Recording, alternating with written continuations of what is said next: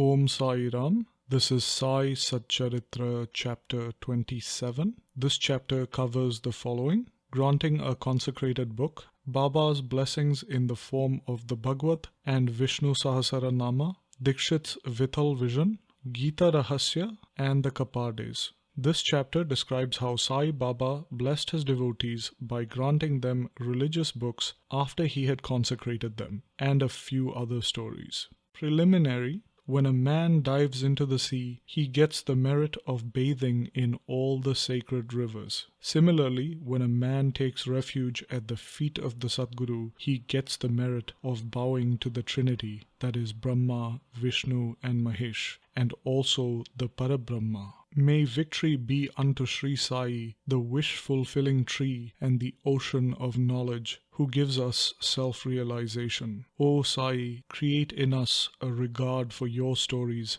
and let the readers devour them with the same relish with which the chatak bird drinks water from the clouds and becomes happy. While listening to your stories, let them and their families get all the sattwik emotions. Let their bodies perspire. Let their eyes be full of tears. Let their prana be steady. Let their minds be composed. Let their hair stand on end. Let them cry, sob and shake, and let their hostilities and distinctions vanish. If these things happen, that is a sign of the grace of the Guru dawning upon them. When these emotions develop in you, the Guru is greatly pleased and will certainly lead you on to the goal of self-realization. The best way, therefore, to free yourself from the shackles of Maya is complete and wholehearted surrender to Baba. The Vedas cannot take you across the ocean of Maya. It is only the Sadguru who can do so and make you see the Lord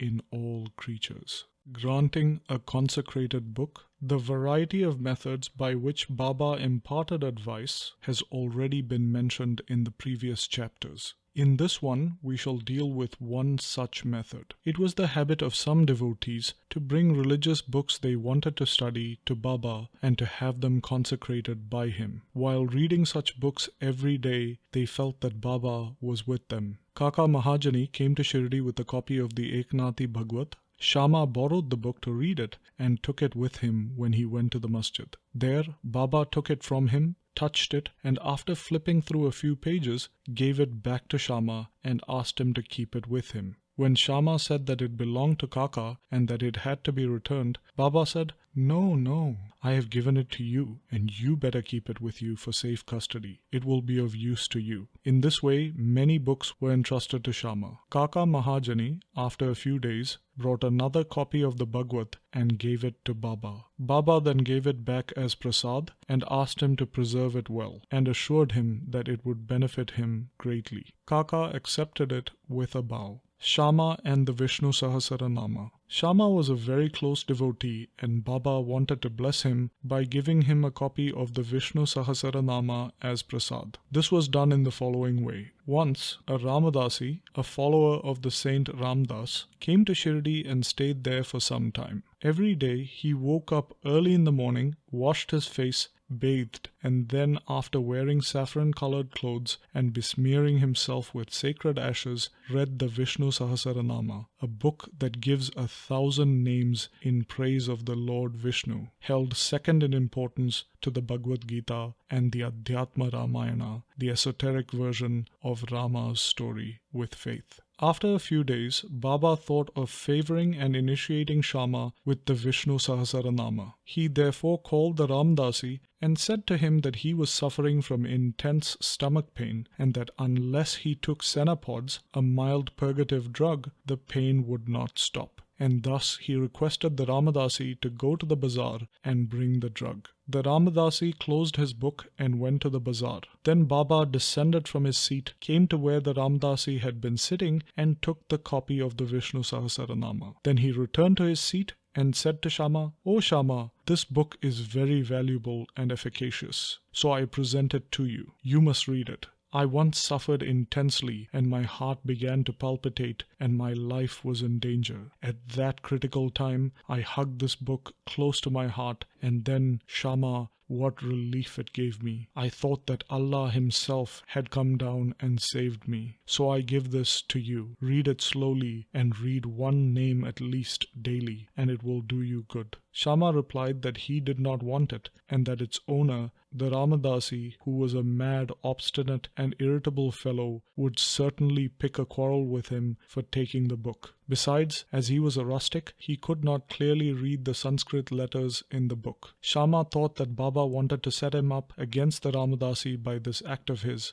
but he had no idea of what Baba felt for him. Baba wanted to tie this necklace of the Vishnu-Sahasra around Shama's neck, as he was an intimate devotee, and thereby save him from the miseries of this worldly existence. The efficacy of God's name is well known. It saves us from all sins and bad tendencies and frees us from the cycle of births and deaths. There is no easier sadhana than this. It is the best purifier of our mind. It requires no paraphernalia and no restrictions. It is so easy and so effective. Baba wanted Shama to practice this sadhana, so Baba forced this on him. It is believed that long ago, Eknath Maharaj similarly forced the Vishnu-Sahasra on a poor Brahmin neighbor and thus saved him. The reading and study of this Vishnu-Sahasra is a broad and open way of purifying the mind, and hence Baba thrust this on his Shama. The Ramadasi soon returned with the cenopods.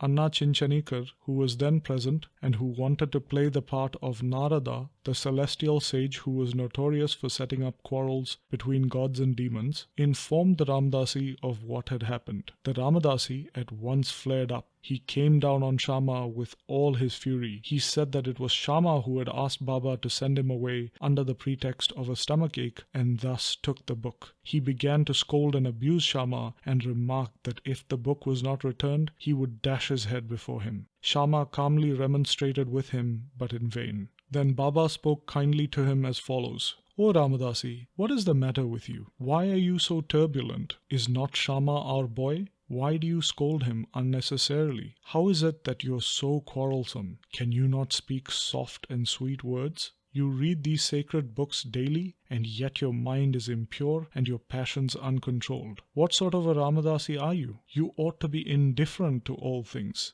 Is it not strange that you should covet this book so strongly? A true Ramadasi should have no mamata or attachment, but should have samata or equality towards everything. You are now quarreling with Shama for a mere book. Go and take your seat. Books can be had in plenty, but not men. Think carefully and be considerate. What is your book worth? Shama had no concern with it. I took it myself and gave it to him. You know it in your heart. I thought Shama might read it and profit thereby, and so I gave it to him. How sweet were Baba's words, soft, tender, and nectar-like. Their effect was wonderful. The Ramadasi calmed down and said to Shama that he would take the Pancharatni Gita in return. Shama was very pleased and said, "Why one? I shall give 10 copies in return." So the matter was ultimately settled. The question for consideration is, why should the Ramadasi press for the Pancharatni Gita, the God in which he never cared to know? And why should he, who read religious books in the masjid every day in front of Baba, quarrel with Shama? We do not know how to apportion the blame and whom to blame. We can only say that had this not happened, the importance of the subject, the efficacy of God's name, and the study of the Vishnu-Sahasra would not have been brought home to Shama. So we see that Baba's method of teaching and initiating was unique. In this case, Shama gradually studied the book and mastered its contents to such an extent that he was able to explain it to Professor G.G. Narke, the son-in-law of Shriman Bhuti and a devotee of Baba.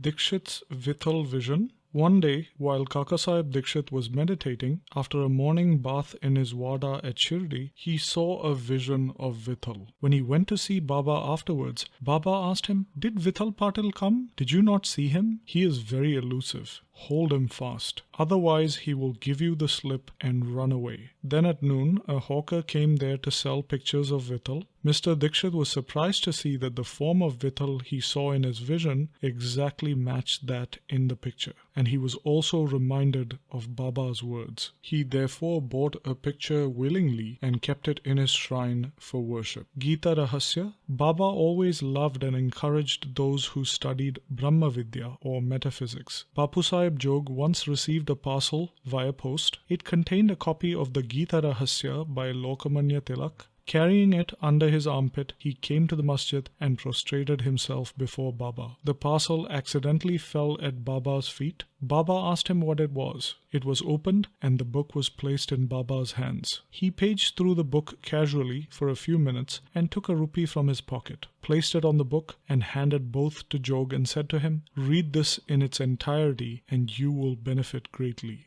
Mr. and Mrs. Khapardes. Let us close this chapter with a description of the Khapardes. Dada Sahib Khaparde once came with his family and lived in Shrirdi for a few months. The diary of his stay has been published in English in the Shri Sai Leela magazine, Volume 1. Dada Sahib was not an ordinary man. He was the richest and most famous advocate in Amravati and was a member of the Council of State in Delhi. He was very intelligent and a very good speaker. Yet he dared not open his mouth before Baba. Most devotees spoke and argued with Baba, but only 3 of them, Khaparde, Nulkar and Bhuti, always kept quiet. They were meek, modest, humble and good-natured. Dada Sahib, who could expound the Panchadashi, a well-known Sanskrit treatise on the Advaita philosophy by the famous Vidyaranya, to others, said nothing when he came to the masjid and was before Baba. In reality, a man, however learned he may be, fades away before one who has realized the Brahman and become one with it. Learning cannot shine before self-realization. Dada Sahib stayed for 4 months, but Mrs. Khaparde stayed for 7. Both were highly pleased with their Shirdi stay. Mrs. Khaparde was faithful and devout and loved Baba deeply. Every noon she brought Naivedya to the masjid, and after it was accepted by Baba, she used to return and have her meals. Seeing her steady and firm devotion, Baba wanted to acknowledge it in front of everyone. One day she brought a dish containing sanza, wheat pudding, puris, rice, soup,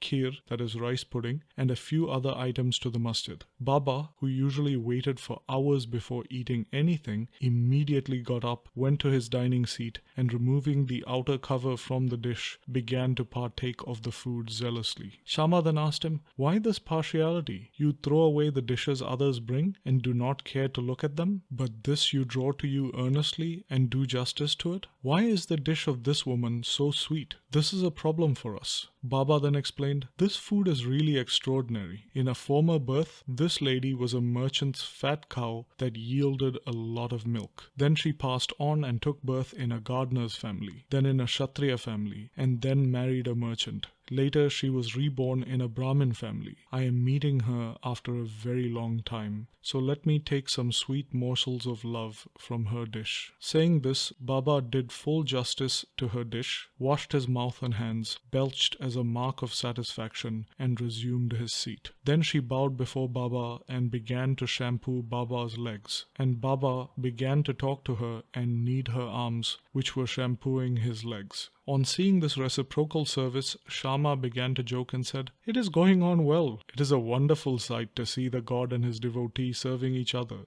Pleased with her sincere service, Baba asked her in a low and fascinating tone to constantly chant the words, "Raja Rama, Raja Rama." And then Baba said, "If you do this, your life's object will be gained, your mind will attain peace, and you will benefit immensely." To persons unfamiliar with spiritual matters, this may appear to be an affair, but this was not so. It was a case of what is technically called Shaktipat, the transference of power from the Guru to the disciple. How forcible and effective were Baba's words. In an instant, they pierced her heart and found a place there. This case illustrates the nature of the relations that should exist between the Guru and the disciple. Both should love and serve each other as one. There is no distinction or difference between them. Both are one and the same, and one cannot live without the other. The disciple placing his head on the Guru's feet is an outward vision. In reality, they are both one and the same. Those who see any difference between them are yet unripe and not perfect.